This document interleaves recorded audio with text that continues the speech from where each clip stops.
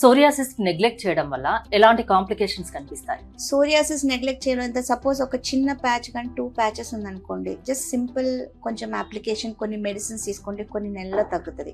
అది నెగ్లెక్ట్ చేస్తే ఒక్క ప్యాచ్ పోయి బాడీ మొత్తం స్ప్రెడ్ అవుతుంది. బాడీ మొత్తం స్ప్రెడ్ అయినప్పుడు ఏమవుతుంది, నేను చెప్పాను కదా సోషల్ స్టిగ్మా.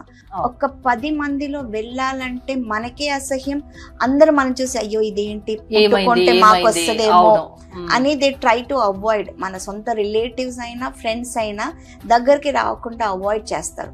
ప్లస్ ఏమవుతుందంటే దీంట్లో బాగా ఇరిటేషన్, ఇచ్చింగ్, డ్రైనెస్, స్టిఫ్నెస్ ఇవన్నీ వచ్చేసరికి మనిషిలో కూడా ఒక కోపం, ఇరిటేషన్, ఎప్పుడు చూసినా రోజువారీ కార్యక్రమాలు కూడా చేసుకోలేరు. ఎవరి మీద చూస్తే అరవడం, ఫ్యామిలీ మీద అరవడము, పిల్లల మీద, భార్య మీద, లేకపోతే హస్బెండ్ మీద, ఆఫీస్ లో వర్క్ చేస్తుంటే సబార్డినేట్స్ మీద, కొలీగ్స్ మీద, ఎందుకంటే వాళ్ళకే తెలియదు ఆ చిరాకు, ఆ ఇరిటేషన్ వాళ్ళలోనే ఉంటుంది. ఎందుకంటే సైకలాజికల్ కూడా బాగా ఎఫెక్ట్ అయిపోతారు కాబట్టి అది వాళ్ళ ఒక సోషల్ బిహేవియర్ లో కూడా చాలా మార్పులు తీసుకొస్తుంది.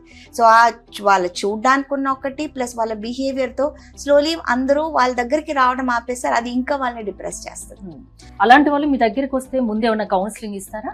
ఎస్, డెఫినెట్లీ కౌన్సిలింగ్ అనేది చాలా అవసరం. ఎందుకంటే ఇట్లా వచ్చినప్పుడు వాళ్ళు బాగా డిప్రెషన్ లోకి వస్తారు. సో డిప్రెషన్ లో వచ్చి కొంతమంది ఈవెన్ ఆత్మహత్య చేయాలనుకునే వాళ్ళు కూడా ఉంటారు. లేదంటే ఇంటి నుంచి బయటికి వెళ్ళడానికి కూడా ఇష్టం లేని వాళ్ళు ఉంటారు. మరి నాకు ఇది ఉంటే అందరు నన్ను చూస్తారు, నన్ను నవ్వుతారు, ఎగతాళి చేస్తారు, దానికన్నా బెటర్ నేను ఇంట్లోనే కూర్చోవడం అని. సో మేమేం చేస్తామంటే ఒక్క పేషెంట్ని కౌన్సిలింగ్ సరిపోదు, పేషెంట్తో పాటు పేషెంట్ రిలేటివ్స్, నియరెస్ట్ రిలేటివ్స్ ఎవరు ఉన్నారో వాళ్ళకి కౌన్సిలింగ్ చేస్తాం. ఇది ఒక కంటేజియస్ డిజీజ్ కాదు.